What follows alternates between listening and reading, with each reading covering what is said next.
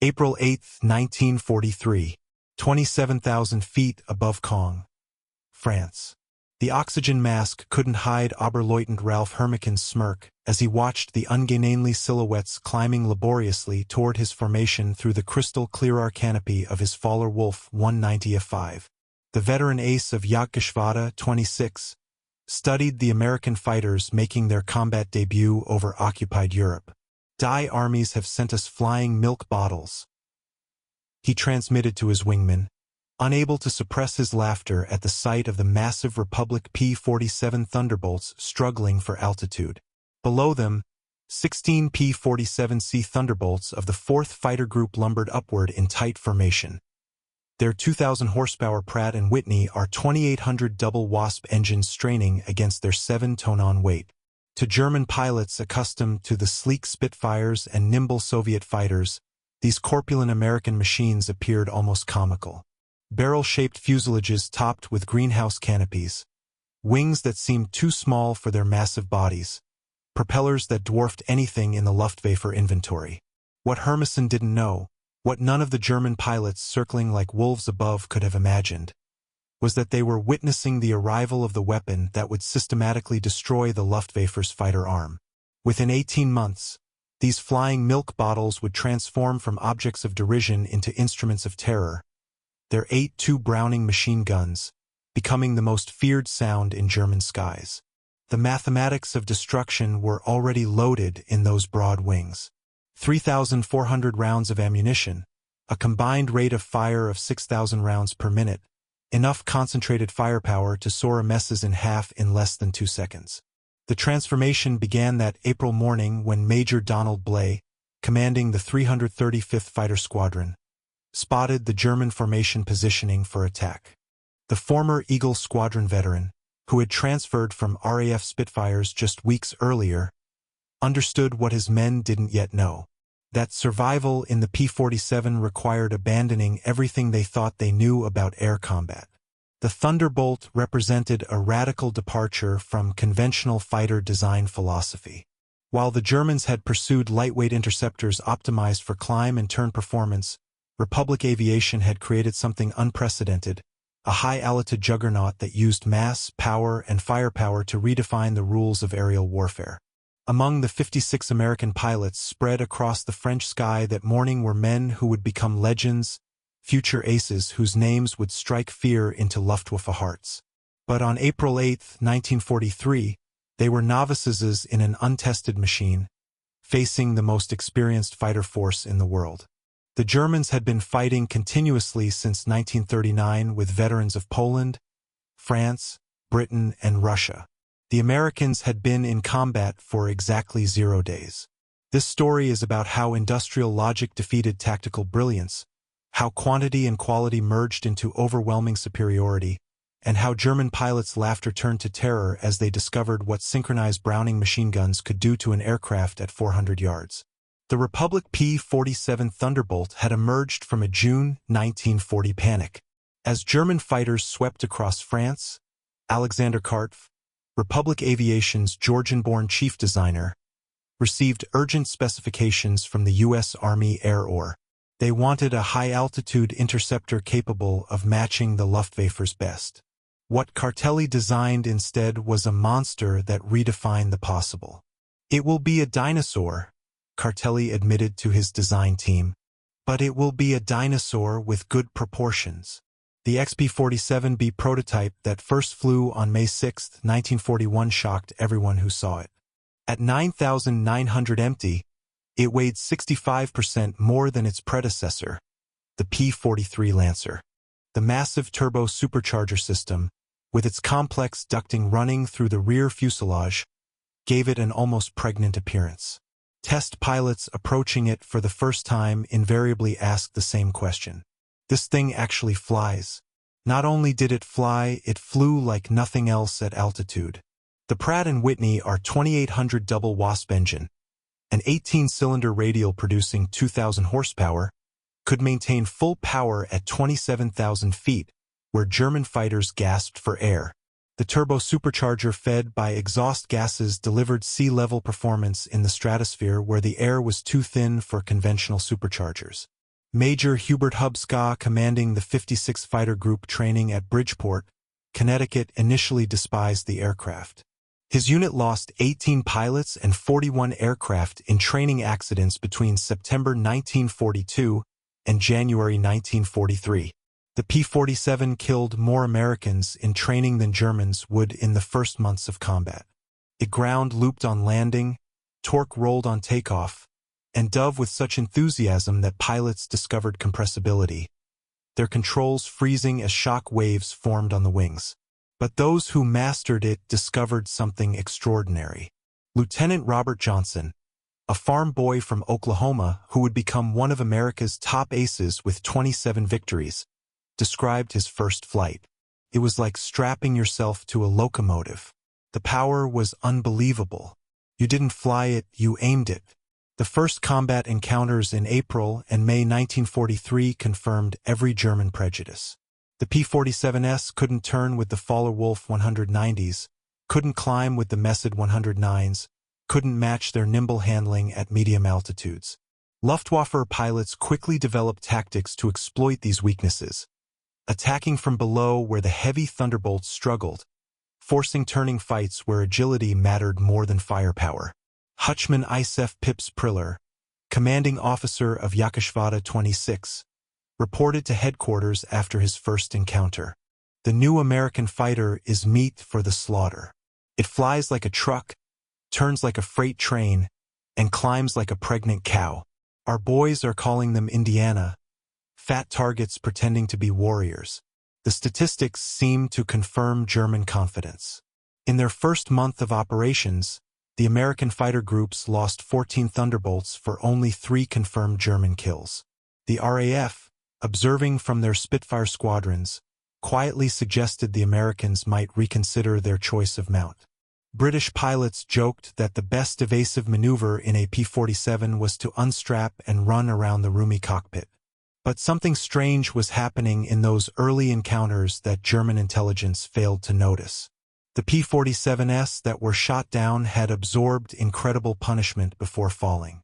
One aircraft returned from a May 4th mission with 21 cannon holes and over 100 machine gun strikes.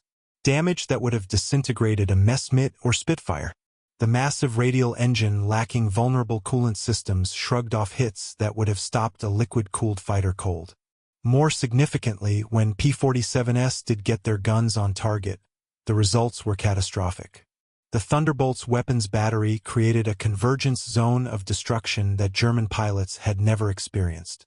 Unlike the rifle-caliber weapons of early war fighters or the cannon with limited ammunition, the American fighter could maintain sustained fire for over 30 seconds, an eternity in aerial combat.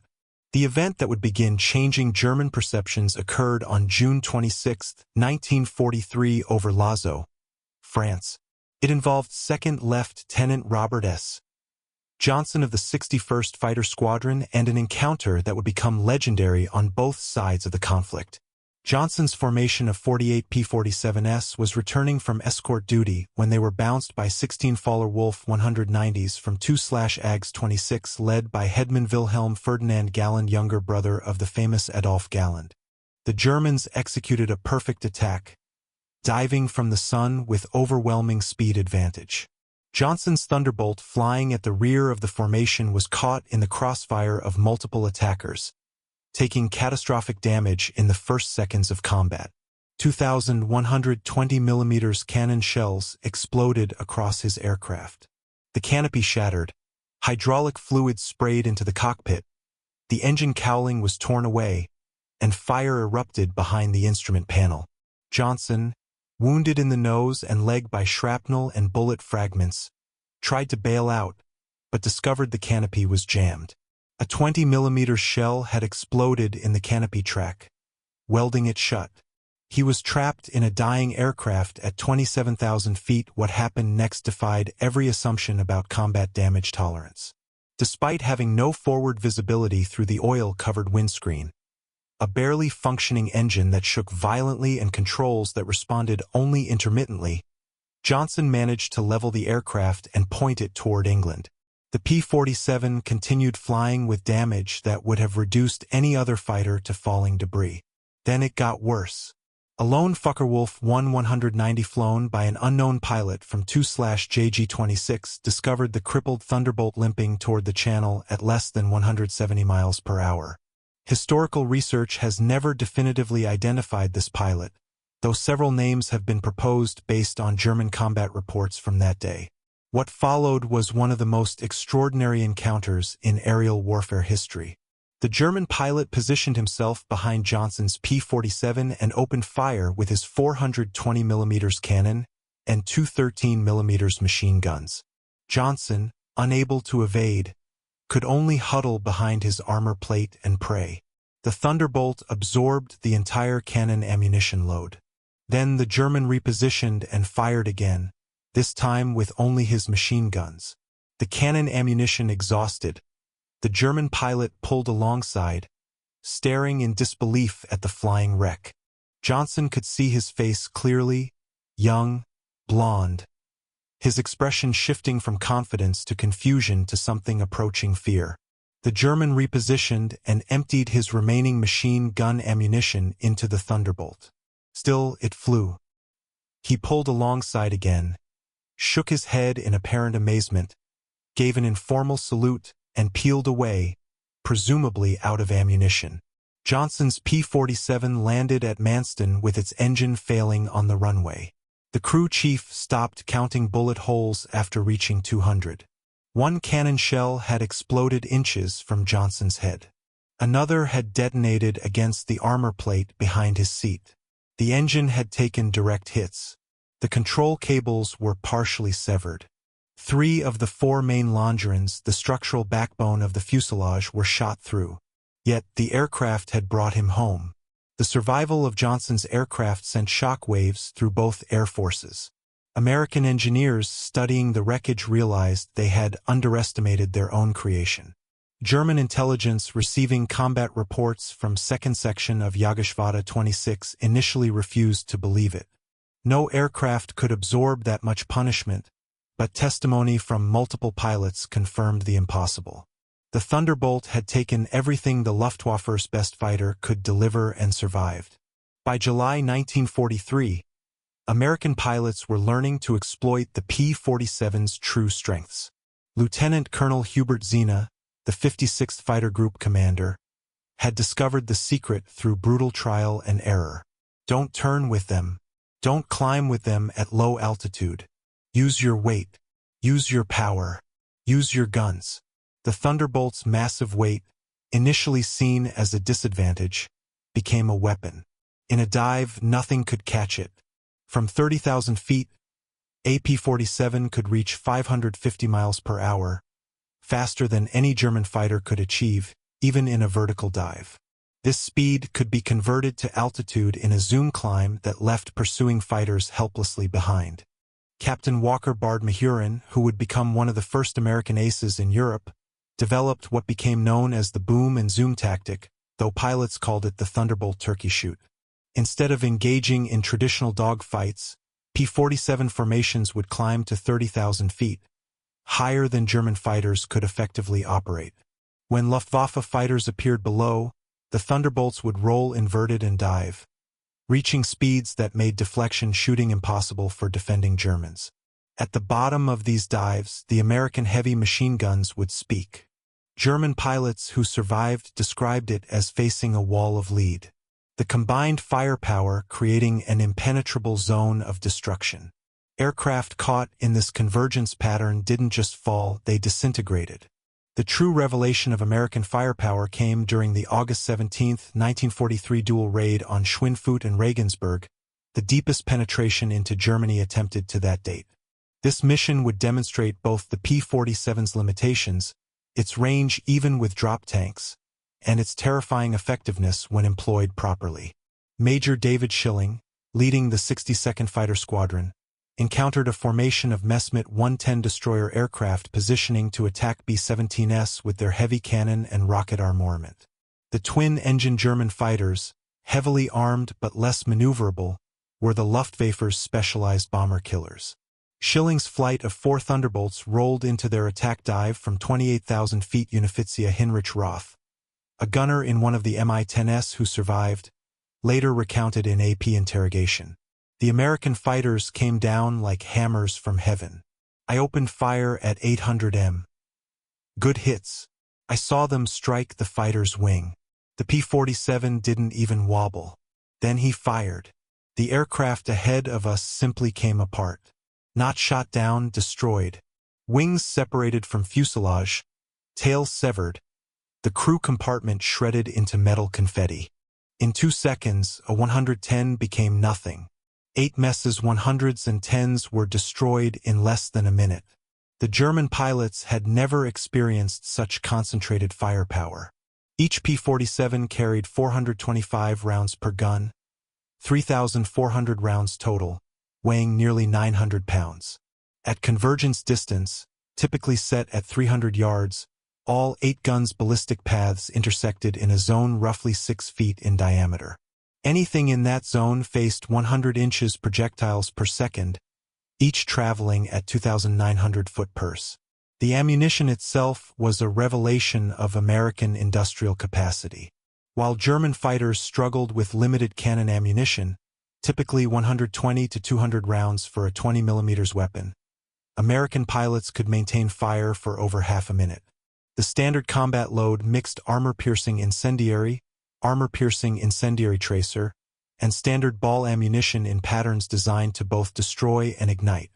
Lieutenant Colonel Francis Gabby Gabreski, who would become the top American ace in Europe with 28 victories, described the effect. When you hit them with all 8, they don't just go down, they explode.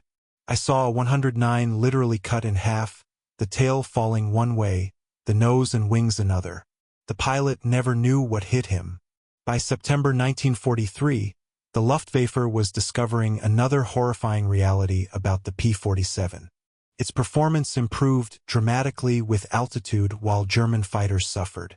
The turbo-supercharged double Wasp engine maintained its rated power output up to 30,000 feet. German fighters relying on single-stage or two-stage mechanical superchargers saw their performance degrade significantly above 25,000 feet. Oberleutnant Hans Philipp, one of Germany's most successful aces with 206 victories, encountered this reality fatally on October 8, 1943.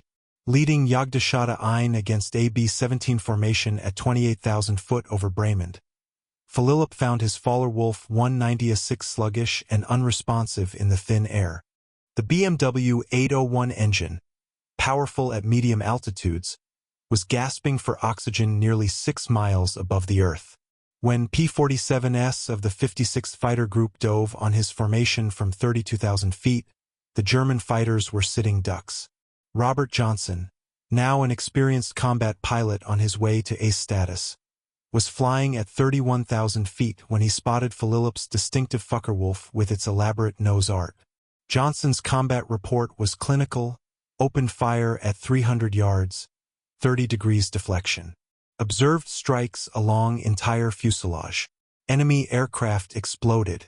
No parachute observed. Philipp's death sent shock waves through the Luftwaffe. If one of their best, a man who had survived over 500 combat missions on both Eastern and Western fronts, couldn't survive against the Thunderbolts, what chance did average pilots have? The German High Command ordered an immediate investigation into the P-47's capabilities. The report delivered to Reich Marshal Hermann Göring in November 1943 was sobering. The Thunderbolt service ceiling exceeded 42,000 feet, higher than any German fighter could reach. Its dive speed approached the sound barrier. Its armor included a 3/8 in steel plate behind the pilot, 1/2-inch bulletproof glass windscreen, and armored deflection plates around the engine. Most disturbingly, its rugged construction allowed it to absorb damage that would destroy 3 conventional fighters and still return home. In January 1944, a new variant of the P-47 began arriving in England that would complete the transformation from laughingstock to nightmare. The P-47 D-22 featured a Hamilton Standard hydroatic propeller with paddle blades 13 feet in diameter with broad chord blades that bit into the air like massive OES. The improvement in climb rate was immediate and dramatic. Where earlier Thunderbolts had climbed at an anemic 2,200 feet per minute at sea level, the paddle blade variants could achieve 3,000 feet per minute, matching or exceeding German fighters at most altitudes. The massive propeller also improved acceleration, allowing P-47s to build energy faster in level flight. Headman Heinz Knoker of Jagdgeschwader 11, a veteran with over 200 combat missions, encountered the new variants in February 1944 during a bomber interception near Hanover. He wrote in his combat diary, "The fat American fighters have learned to climb. We bounced a formation near Hanover, expecting our usual advantage. They turned into us and climbed with us. When we tried to disengage, they followed us up to 30,000 feet. Schmidt was caught and blown apart. Nothing left but smoke and fragments. These are not the same machines we laughed at last year." The paddle blade propeller did more than improve performance.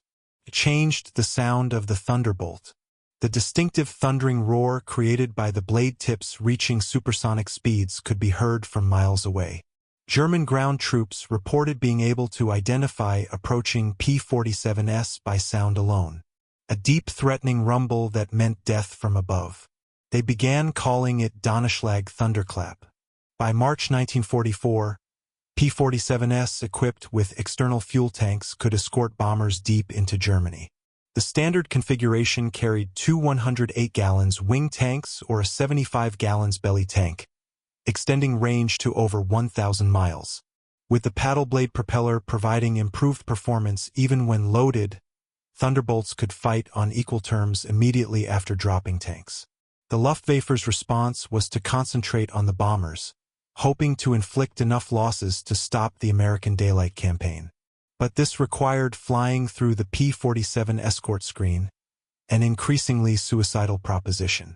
German pilots developed a grudging respect that bordered on fear for the big American fighters. Major G.A. Rau, one of Germany's top aces with 275 victories, mostly on the Eastern Front, survived an encounter with P-47s on March 6, 1944 that left him badly wounded. He later recalled in a post-war interview, "We saw them above us, fat silhouettes against the sun. Someone laughed and said, 'Here come the flying pigs.' Nobody was laughing 30 seconds later. They came down like an avalanche, faster than we could react. The first pass destroyed 3 of our fighters, just gone, transformed into burning debris.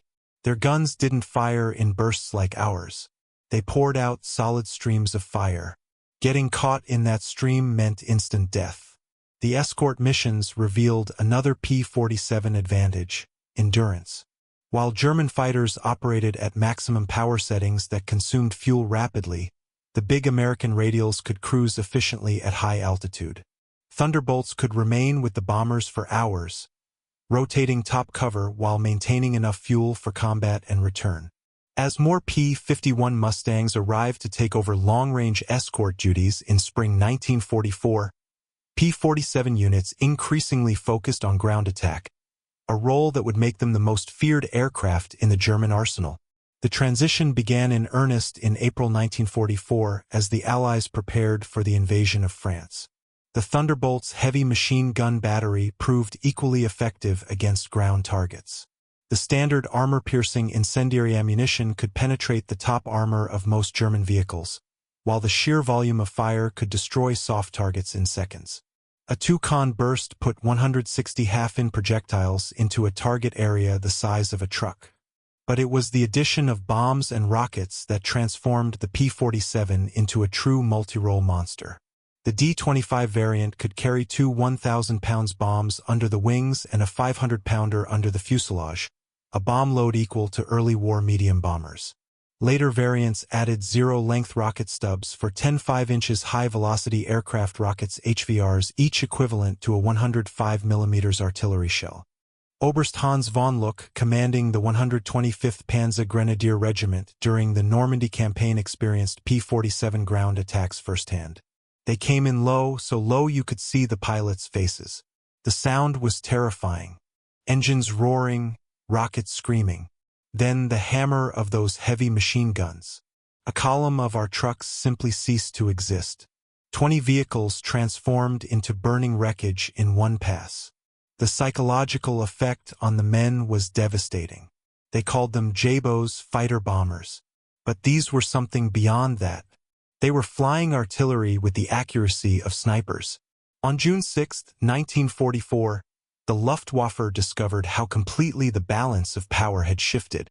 Over 500 P-47s provided air cover for the invasion, creating an impenetrable umbrella over the beaches.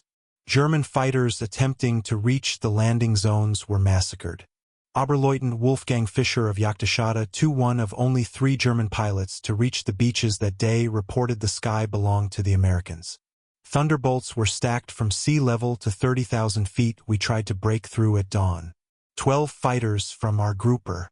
I was the only one to return. The P-47s were waiting at every altitude.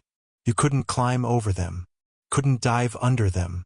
Their guns turned our fighters into aluminum rain. In the weeks following D-Day, P-47s systematically destroyed German movement in daylight. The statistics were staggering. In June alone, 9th Air Force Thunderbolts claimed 651 locomotives, 3,847 trucks, 512 tanks and armored vehicles, and 4,553 horse-drawn vehicles destroyed. The Wehrmacht was forced to move only at night, severely hampering their ability to respond to Allied advances. The Germans tried everything to counter the Thunderbolt threat.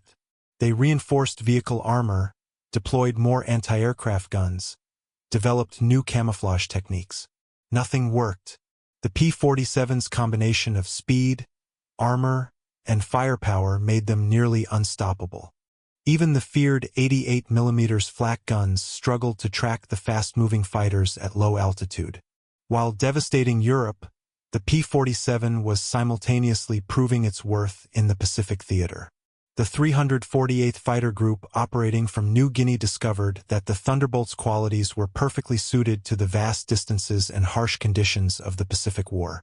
Colonel Neil Kirby, commanding the 348th, developed tactics specifically for the Pacific.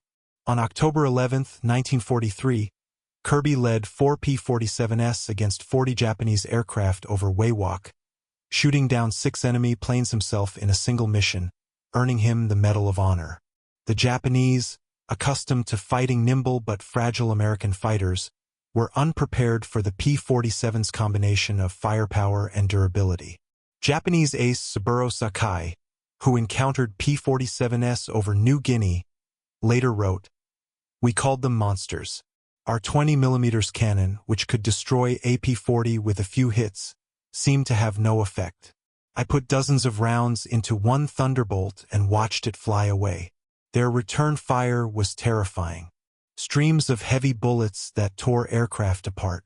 The P-47N developed specifically for the Pacific featured increased fuel capacity with wet wings holding 93 gallons each, extending range to 2,350 miles.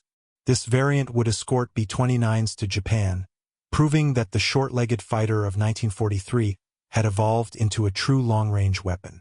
Perhaps the ultimate vindication of the P-47's evolution came in its encounters with German jet fighters. The Messerschmitt Me-262 with its 540 miles per hour top speed should have been untouchable by propeller-driven fighters. But Thunderbolt pilots discovered they could catch jets in 2 situations: during takeoff and landing when jets were most vulnerable, and in high-speed dives from altitude. On November 27, 1944, Lieutenant Colonel John C. Mayer of the 352nd Fighter Group became one of the first pilots to shoot down an M262 with a P-47. Diving from 28,000 feet, Mayer's Thunderbolt reached speeds approaching 500 miles per hour, fast enough to catch the jet in level flight. The jet pilot, confident in his speed advantage, never saw the diving P-47 until Mayer's guns opened up at 400 yards. Mayer's combat report noted, "The enemy aircraft disintegrated under fire. Large pieces, including both engines, separated from the fuselage. The pilot did not escape. The concentrated fire of 850 caliber guns proved more effective than we anticipated against jet aircraft." By early 1945, specialized P-47M variants were deployed specifically to counter German jets and V-1 flying bombs. With water methanol injection boosting power to 2,800 horsepower and refined aerodynamics, These ultimate Thunderbolts could reach 470 miles per hour in level flight at 30,000 feet, fast enough to intercept even jets under certain conditions. Major George Bostwick, commanding the 63rd Fighter Squadron, equipped with P-47s, shot down two M262s in March 1945. His tactical report emphasized firepower over speed. The jets are faster, but they can't turn and they can't take punishment. One good burst from our battery, and they come apart like they're made of paper. They have to slow down to attack bombers. That's when we get them. The ultimate demonstration of American industrial might came during Operation Bodenplatte. The Luftwaffe's desperate attempt to destroy Allied air power on January 1, 1945. Nearly 900 German fighters, including their best remaining pilots, launched surprise attacks on Allied airfields across Belgium and the Netherlands. At WWII airfield near Metz, home to the 365th Fighter Group's P-47s, the attack initially succeeded. German fighters destroyed 22 Thunderbolts on the ground along with several other aircraft. A captured German pilot brought to the command post pointed at the burning aircraft and taunted, "What do you think of that?" Major George Brooking's response became legendary throughout the 9th Air Force. He pointed to the flight line where ground crews were already pushing damaged aircraft aside and preparing hard stands for replacements. "By tomorrow, we'll have 40 new ones. How long will it take you to replace your pilots?" The German pilot's smirk disappeared. Within 48 hours, factory-fresh P-47D-40s filled the flight line. Flown in from depots in England, the Luftwaffe lost 271 aircraft and 213 pilots in Bodenplatte, including many irreplaceable instructors and squadron leaders. These losses they could never replace. The Americans lost 134 aircraft total across all attacked airfields, all replaced within a week. The numbers told the story of inevitable defeat. Republic Aviation produced 15,683 P-47s during the war, more than any other American fighter. At peak production, the Farmingdale factory on Long Island completed one Thunderbolt every hour around the clock. The Evansville plant in Indiana, built from empty farmland in 1942, was producing 500 aircraft per month by 1944. Each P-47D required 65,000 individual parts, 8 miles of electrical wiring, 2,000 pounds of aluminum, and 300 pounds of rubber. The engine alone contained 2,400 individual components machined to tolerances of thousandth of an inch. Yet, American workers, many of them women who had never seen an aircraft before Pearl Harbor, assembled these complex machines with precision that exceeded peacetime standards. The ammunition production was equally staggering. Each P-47 sortie required 3,400 rounds of 50 caliber ammunition with hundreds of Thunderbolts flying daily missions.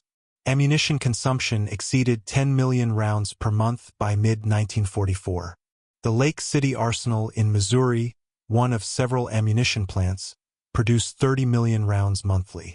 Each cartridge was manufactured to tolerances measured in 10,000 of an inch, ensuring reliable feeding through the synchronized gun mechanisms. The fuel consumption was enormous.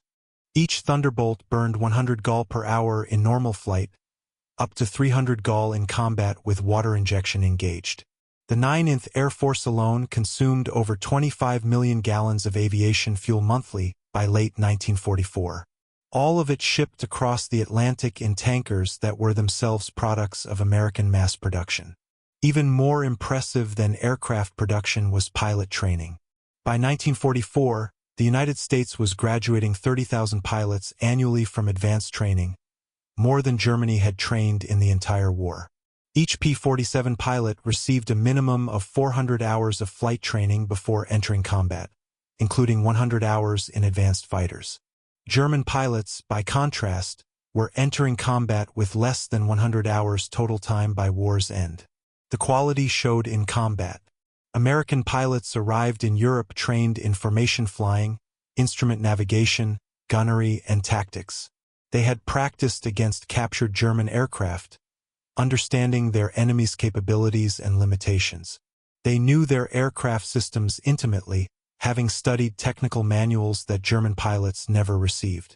Lieutenant Eugene Roberts, arriving in England in September 1944, exemplified the American training advantage. I had 420 hours in my logbook, including 75 hours in the P-47. I'd fired at towed targets, practiced deflection shooting, studied gun camera film from actual combat. My first mission, I knew exactly what to do. The German pilot I faced couldn't have had half my experience. It wasn't even a fair fight. In March 1945, Oberstleutnant Isef Priller, the same pilot who had mocked the P-47s as pregnant cows 2 years earlier, was interviewed by German propaganda officials seeking to boost morale. His statement, deemed too demoralizing for publication, revealed the complete transformation in German attitudes. The Thunderbolt is the best fighter bomber ever built. Its firepower is unprecedented. Weapons that never jam, never overheat, never run out of ammunition in normal combat. It carries bombs like a medium bomber, fires rockets like artillery, and fights like a fighter when needed. But beyond the machine is what it represents. Unlimited American production. They lose 10, they build 20, we lose 1, it's gone forever. Their pilots arrive better trained than our instructors. They have fuel for training, ammunition for practice, spare parts for everything. We have nothing but courage. And courage without resources is just delayed defeat. We laughed at them in 1943. We're not laughing now. When you hear those guns, you know death has come calling. The sound haunts us. Mechanical, precise, unstoppable. Like everything American, it's about overwhelming material superiority. They didn't beat us through better tactics or braver pilots. They buried us under an avalanche of steel and lead. By April 1945, the Luftwaffe existed largely on paper. Fuel shortages grounded most aircraft. Experienced pilots were dead or captured. Airfields were cratered ruins. But even with aircraft and fuel, German pilots faced an impossible equation. Attacking meant facing P-47 formations that owned every altitude from ground level to 40,000 feet. Feldwebel Klaus Brechender, one of the last German pilots trained in 1945, flew exactly one combat mission before the war ended. His encounter with P-47s over Leipzig lasted 12 seconds. I saw them diving from above for Thunderbolts in perfect formation. I tried to turn, but they were too fast. The leader fired from 500 m. My aircraft shook like it was hit by sledgehammers. The engine exploded, the wings separated. I barely escaped. In the parachute, I watched them destroy my entire staff. 6 fighters gone in under a minute. The sky rained, burning aluminum and bodies. The psychological impact was complete. German pilots developed what medical officers called jabo fever, physical symptoms of stress appearing when Thunderbolts were reported in the area. Veterans who had faced Spitfires and Hurricanes without fear became physically ill before missions against P-47s. The distinctive thunder of approaching Thunderbolts caused panic among ground troops who knew that survival meant finding cover immediately. The final statistics of P-47 operations defied comprehension. In Europe, 3,752 German aircraft destroyed in aerial combat. 3,315 aircraft destroyed on the ground. 86,000 railway cars destroyed. 9,000 locomotives destroyed. 6,000 armored fighting vehicles destroyed. 68,000 trucks destroyed. 60,000 horse-drawn vehicles destroyed in the Pacific. 697 Japanese aircraft destroyed in aerial combat, 150 aircraft destroyed on the ground, 1,500 vehicles destroyed, 150 locomotives destroyed, countless barges, ships, and installations. The 9th Air Force alone, primarily equipped with P-47s, flew 213,873 combat sorties, dropped 120,000 tons of bombs, fired 135 million rounds of ammunition, and launched 60,000 rockets. The Thunderbolt units achieved a 4.6 to 1 kill ratio in aerial combat while maintaining the lowest loss rate of any Allied fighter bomber. Behind these numbers lay the human cost. The The Luftwaffe lost approximately 28,000 pilots killed in combat against Western Allied forces. Many fell to the concentrated fire of American heavy machine guns. Each loss represented years of training that Germany could never replace. By war's end, the average German fighter pilot had less than 30 hours of combat experience. The average P-47 pilot had over 200. At the Luftwaffe interrogation center at Oberursel, captured Allied pilots were debriefed by German intelligence. The records captured in 1945 revealed German assessments of Allied aircraft. The file on the P-47 updated continuously throughout the war showed the complete reversal of opinion. April 1943. Large, unmaneuverable fighter. Inferior to German types in all performance parameters except dive speed. Machine gun armament insufficient against cannon-armed fighters. Assessment minimal threat. December 1943. Exceptional high-altitude performance. Extreme structural strength. Firepower increasingly problematic. Pilots showing improved tactics. Assessment. Significant threat above 25,000 feet. June 1944. Dominant fighter bomber. Superior to all German types above 20,000 feet. Firepower devastating against all target types. Structural strength makes shoot-on extremely difficult. Assessment. Critical threat at all altitudes. March 1945. Best fighter bomber of the war. Combination of firepower, durability, and performance unmatched. Pilot quality exceptional. Assessment unsurvivable in direct engagement. In 1985, at a reunion of German and American fighter pilots in Phoenix, Arizona, former adversaries met in peace. General Lieutenant Adolf Galland, former head of the Luftwaffe fighter arm, was asked about the P-47. His response, recorded on video, captured the complete transformation. "We made a terrible mistake in 1943. We saw this big heavy fighter and laughed. The Americans don't understand air combat. We said they built a bomber and called it a fighter. We were the ones who didn't understand. The Americans didn't try to build a European fighter. They built an American one designed around production, firepower, and survivability.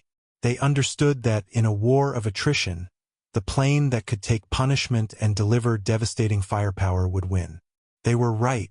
The first time I flew a captured P-47 after the war, I understood everything. The power was incredible. Climbed like it was falling upward. The cockpit was comfortable. The visibility excellent. The controls precise. It was a pilot's aircraft wrapped in armor. But what really impressed me was realizing that America built over 15,000 of these complex machines while fighting a two-ocean war. Each one required an engine more complex than anything Germany produced. Yet they built them faster than we could build simple fighters. That's when I knew we never had a chance. Those guns, we called them Roosevelt's piano because of the sound they made. Once you heard that sound, you never forgot it. Many of my friends heard it for the last time.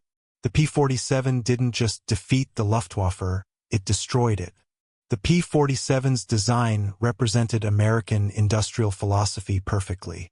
Brute force engineering backed by unlimited resources. Every component was overbuilt, overpowered, and over-engineered.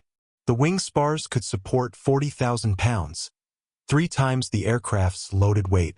The engine mount could withstand 12 G-forces. The control cables were doubled throughout with automatic backup systems. The ammunition feed system alone was a marvel of engineering. 8 separate ammunition boxes, each holding 425 rounds, fed through electric boost motors to prevent jamming during hygiene maneuvers. The guns were electrically heated to prevent freezing at altitude. Each gun had its own charging mechanism and could be individually synchronized. The convergence was adjustable from 150 to 400 yards, allowing pilots to optimize for their preferred engagement range. Even after the war, some German veterans maintained that the P-47 won through quantity, not quality. That German fighters were technically superior but overwhelmed by numbers. The combat records tell a different story. In engagements where numbers were equal, P-47s consistently prevailed. The heavy machine gun armament, dismissed as inferior to cannon, proved more effective in actual combat. Analysis of gun camera footage revealed why cannon shells, while individually more destructive, required precise aim and had limited ammunition, typically 120 to 200 rounds total. The P-47's weapons created a probability cloud of bullets that guaranteed hits even with imperfect aim. At typical engagement ranges, a 2-con burst put at least 20 rounds into a fighter-sized target, enough to ensure destruction. The ammunition itself was superior. American 50 caliber armor-piercing incendiary rounds used a delayed action fuse that ensured penetration before detonation. The incendiary compound burned at 3,000 degrees Fahrenheit, hot enough to ignite aluminum structure. German 20mm shells, while heavier, often exploded on surface contact, causing spectacular but sometimes superficial damage. The P-47 Thunderbolt remains the heaviest single-engine piston fighter ever mass-produced. Its empty weight of 10,000 pounds exceeded the gross weight of some twin-engine fighters.